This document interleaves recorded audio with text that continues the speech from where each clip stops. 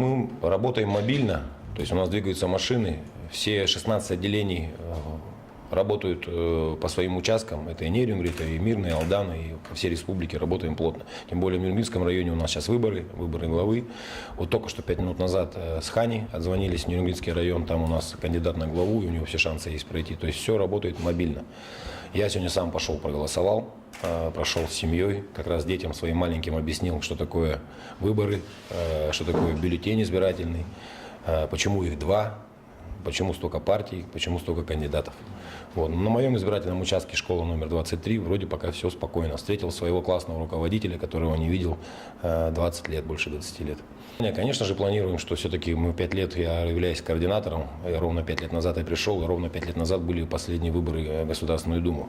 И сегодня я думаю, что вот эти 5 лет работы должны показать, насколько я продуктивно работал, насколько работало наше отделение, насколько нас уважают жители республики, потому что все-таки за эти годы мы много принесли полезного, помогли многим семьям, организациям, предпринимателям, малоимущим, вот, не только в Якутске, но и по всей республике. Вы видите, да, вот 2 человека у нас дежурят, потом поменяются вечером еще на 2 человек, будем круглые сутки, будем смотреть за этими выборами, хотя я думаю, что сейчас вот вроде спокойно, но это, как всегда, бывает затишье перед бурей. Я думаю, что все-таки какие-то должны быть, дай бог, не дай бог, конечно, что они будут, но я думаю, лишь бы никаких происшествий не было, но я думаю, будут все равно, потому что все-таки выборы серьезные, мы видим, какие кандидаты серьезные пошли, у каждого свои амбиции, вот, уже как бы ажиотаж и в Нерюнгрийском районе, там очень серьезные кандидаты.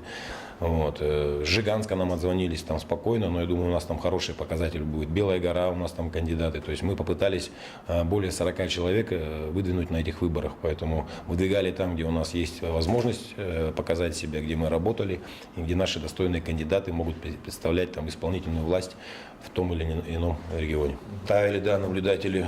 Мы поставили порядка 100 человек по республике, поставили в проблемных районах, где могут быть скандалы, где может быть какие-то сбросы, поставили там, где у нас не хватало с правом решающего голоса, хотя у нас они есть по участкам, по всем практически на 90% закрыты. Ну, дозакрывали наблюдателями еще.